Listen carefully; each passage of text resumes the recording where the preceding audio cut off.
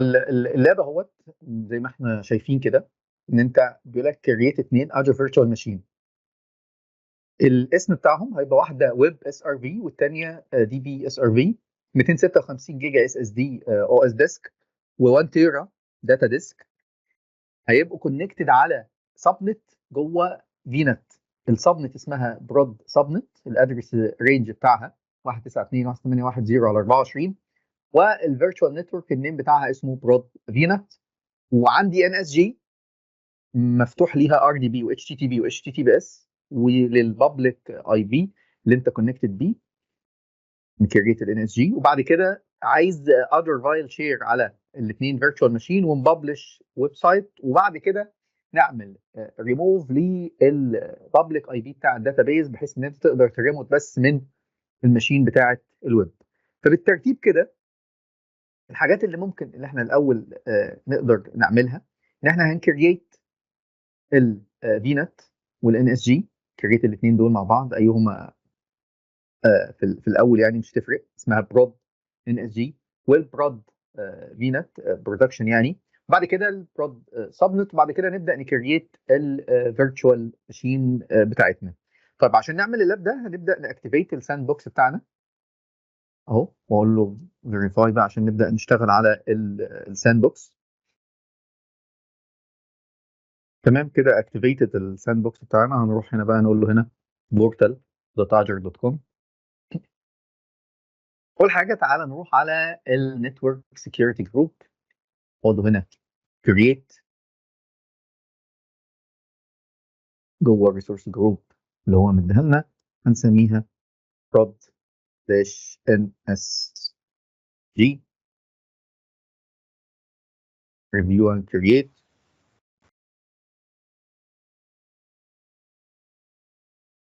تمام. طيب اقول له هنا على الريسورس، هنروح على الانباوند سكيورتي رول. احنا عايزين ناد الار دي بي،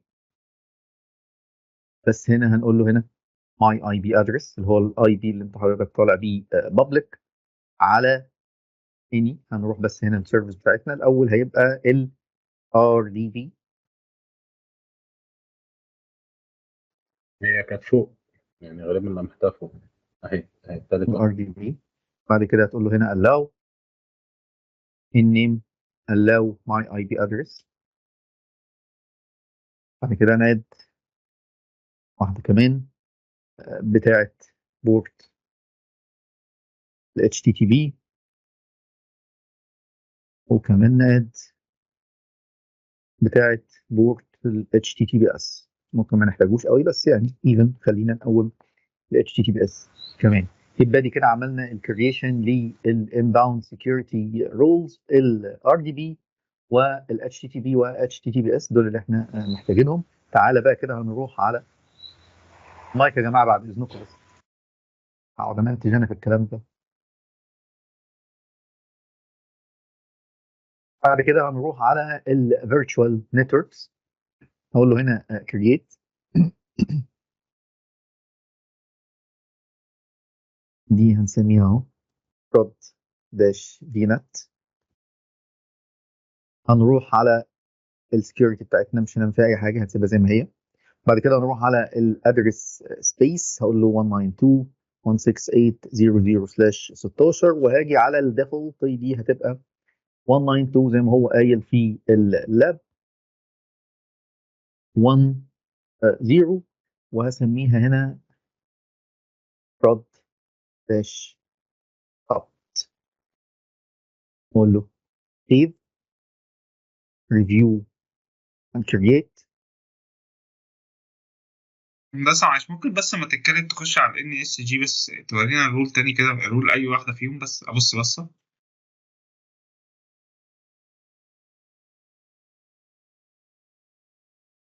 كريتة الفينت ادي ال NSG اللي احنا كريتناها اسمها prod dash NSG. الرولز اللي موجودة في الانباوند فتحنا 80 و4 4 3 و3 3 8 9.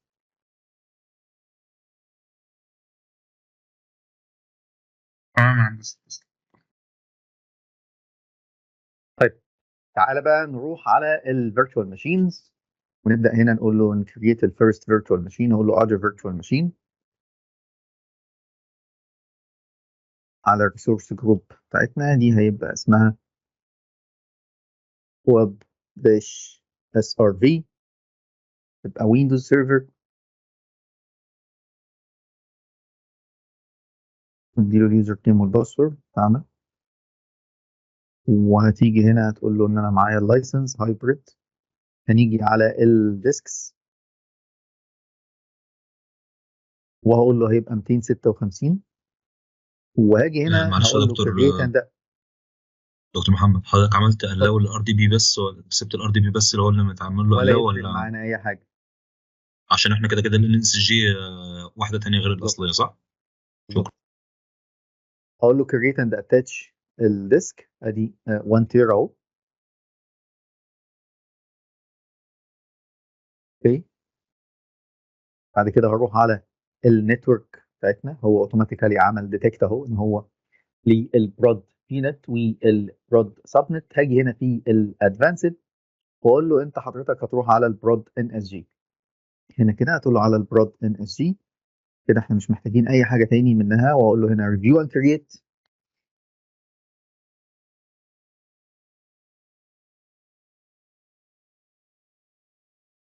بعد كده اقول له كرييت، هيبدا يكرييت الفيرتشوال ماشين الاولى اللي هي ويب اس ار في.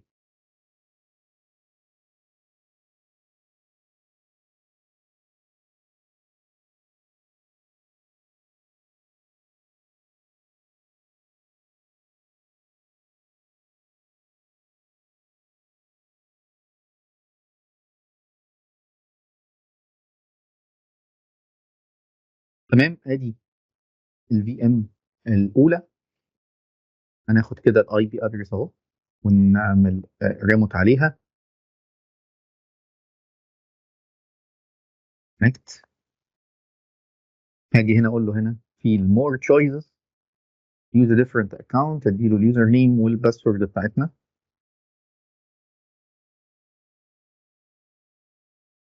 اهو هو هيبدا كده يعمل كونكت على الفيرتشوال ماشين دي. هنروح نكريت another virtual machine اللي هي الخاصه بالدي بي اس ار في. اقول له create other virtual machine، نفس الخطوات بالظبط، نفس كل حاجه تقريبا. اقول له هنا دي هيبقى اسمها بس دي بي داش اس ار في.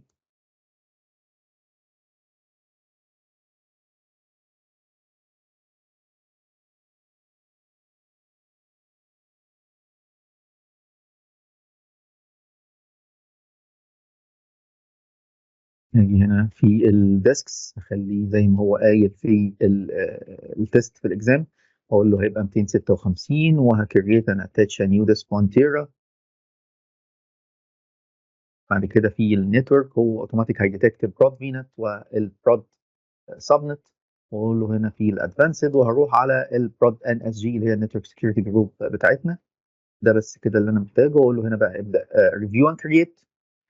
بعد ما يخلص الريفيونج بتاعه نبدا نقول له كرييت، فيبدا يعمل لي كرييت للسكند فيرتشوال ماشين نفس الخطوات اللي عملناها في الاولى. تعال نروح على ده، هيكون هو هنا بدا خلاص يشتغل. على ما يفتح السيرفر مانجر نفتح الديسك مانجمنت.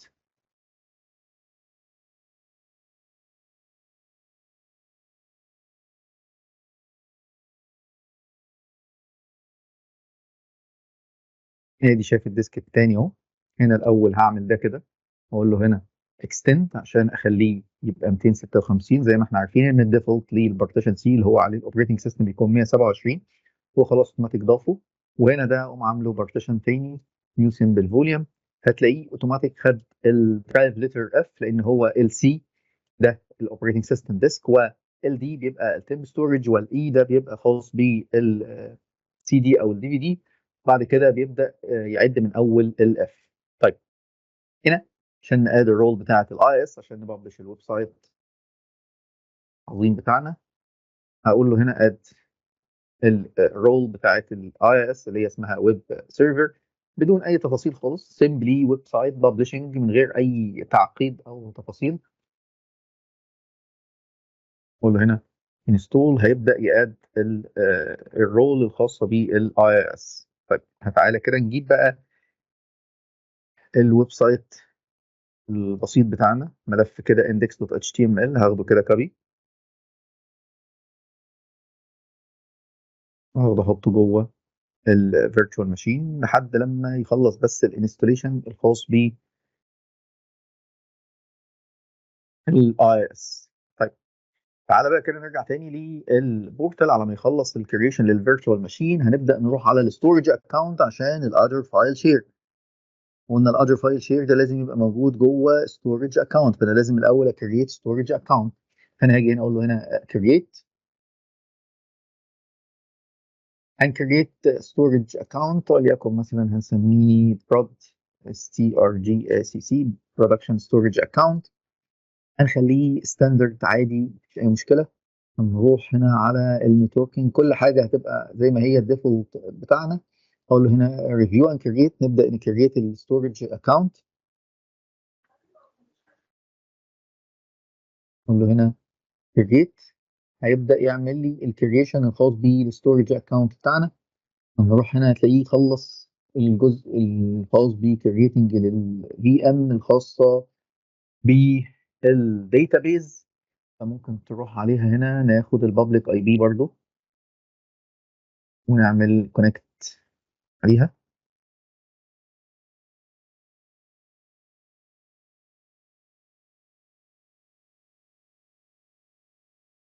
باشمهندس، هو في مشكله لو انا بدل ما عملتها ستاندرد عملتها برايمر؟ لا مفيش عادي يعني. مشكله. ما هو التفاصيل دي هنشوفها لما نيجي نتكلم في الستورج، بس احنا قلنا ده البريميوم انت هتحدد بس انت محتاج ايه، لكن الستاندرد بيديك بيفتح كل كله. حاجه. انا بس يعني عشان عملتها كده عشان فايل شير يعني. لا لا لا عادي، مفيش مشكله، بس هي الفكره كلها هي دي القصه بتاعتنا يعني. اوكي. ادي خلص الستورج اكونت. هنيجي هنا جوه الفايل شير، نبدا نكريت فايل شير، نسميه مثلا اهو prod فايل شير. هنشيل بس الباك اب عشان في الساند بوكس مش متاح ليك ان انت تكريت باك اب. تبدا تقول له هنا كريت، بعد ما كريت هقول له هنا كونكت. من الكونكت هتقول له هنا شو سكريبت الكابي ده. بعدين نروح لل 2 في امز كده، نفتح كده البارشل على الفي ام بتاعه الويب والفي ام كمان بتاعه الدي بي. انا ليه بعمل كذا حاجه في نفس الوقت؟ عشان انا عايزك تتعود ان انت تبقى مالتي تاسك، يعني مش تعمل الحاجه وتقعد، لا انت تقدر تعمل اكتر من حاجه في كذا وقت. يعني انتوا زي ما انتم شايفين كده الساند بوكس اللي الناس كانت بتقعد تقول الساند بوكس ما بنلحقش نعمل حاجه، لا احنا بنعمل اهو. احنا عملنا لاب طويل عريض في اقل من نص ساعه يعني. you know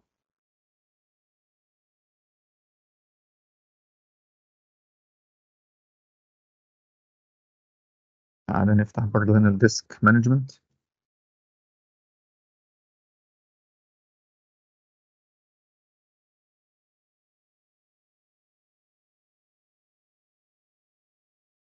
ادي ده هنقول له اكستند لي البارتيشن سي اللي هو الاو اس ديسك.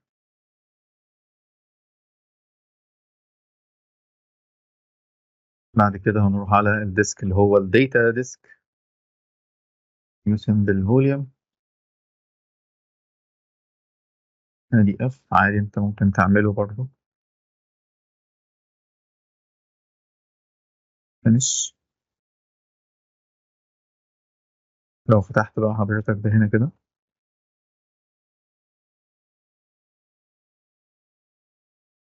هتلاقي اضاف الايه، ادي الفايل شير بتاعنا اهو. ممكن نعمل ملف تكست من هنا، دي الماشين اللي هي دي بي اس ار في. تعالى نروح على الماشين بقى التانية اللي احنا كنا فاتحينها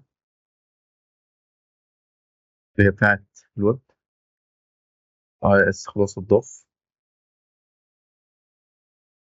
نفتح الباور شيل.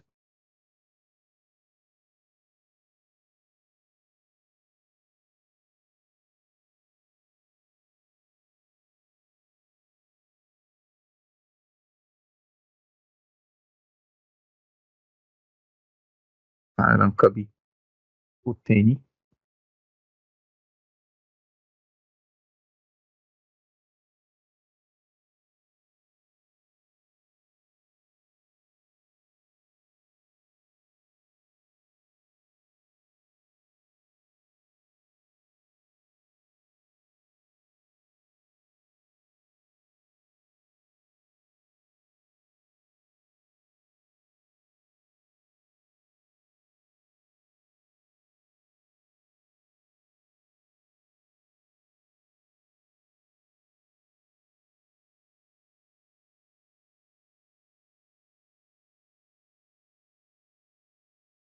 على ما يتضاف تعالى نشوف موضوع الببلشنج.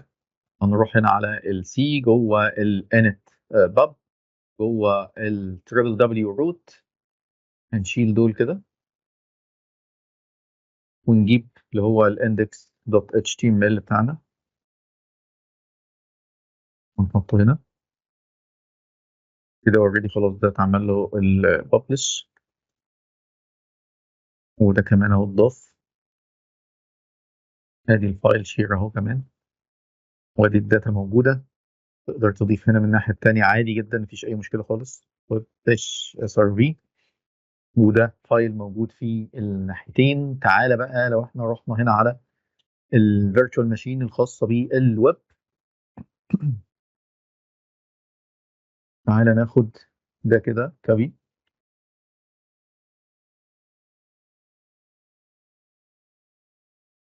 ده الويب سايت بتاعنا. تقدر نعمل بالدي ان اس نيم، نغير مثلا الدي ان اس نيم نخليه اسمه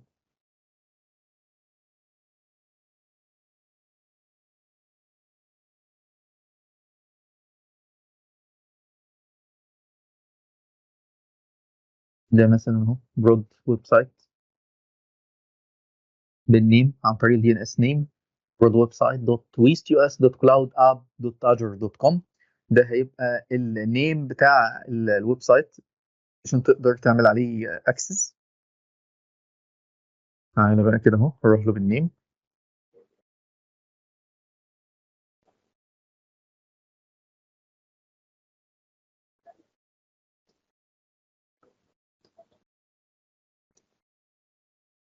تمام راح كده النيم.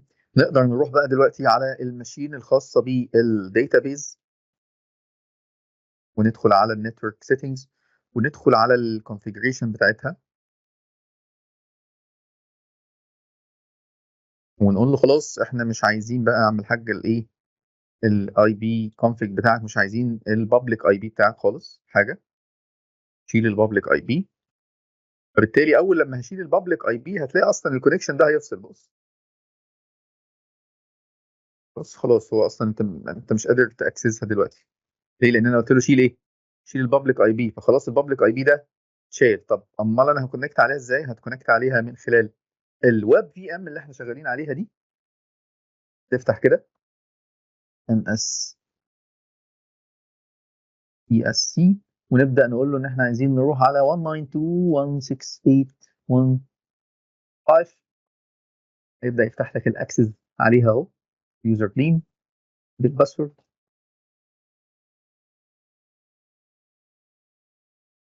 وكونكت عليها من خلال الويب في ام.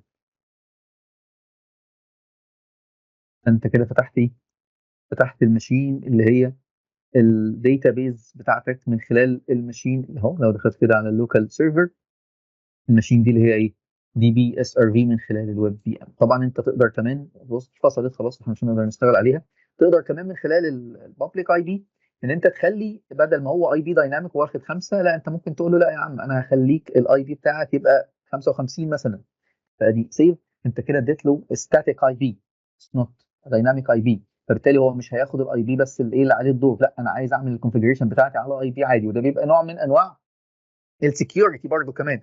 اللي هو مثلا ممكن حد يتخيل ان انت سايب الدنيا كلها بالدايناميك، فبالتالي يبدا ياخد مثلا من السبنت بتاعتك اللي هي ياخد مثلا الفيرست اي بي يشيله، وبعد كده الاثنين وثلاثه فيبدا اربعه خمسه سته. فالاي بيات بتاعتك بتتراوح من هذا المنطلق يعني 4 5 6، فخلاص لا احنا خلاص دلوقتي هنقول له ايه، لا الاي بي بتاعك هيبقى مثلا 55، فبالتالي هيتثبت الاي بي 55 ده للفيرتشوال ماشين دي. فانت من خلال النتورك سيتنجز تقدر تتحكم في كذا حاجه. احنا شلنا هنا البابليك اي بي، وبعد كده قلنا له انت الاي بي ادرس بتاعك بدل ما هو كان دايناميك ومديله اي بي 5، لا انا قلت له خد اي بي 55، فبالتالي يبدا يتعامل على ان الماشين بقى الاي بي بتاعها كام 55. حتى لو تلاحظ كده ان ادي الماشين اهي فصل ليه؟ لان هو دلوقتي بيديتكت بيغير الايه البابليك اي بي بتاع الماشين البرايفت اي بي بتاع الماشين الثانيه. فانا قلت له ام اس تي اس سي كده 5، المفروض دلوقتي بعد ما يخلص بس الكونفيجريشن بتاعته ويجهزها يبقى 55 ده هيبقى بالنسبه لي راننج واقدر اشتغل عليه، لكن هو بس بعد ما يخلص الايه الابديتنج بتاع النتورك انترفيس كارد بتاعي. واضح الكلام ده يا شباب؟ مفهوم؟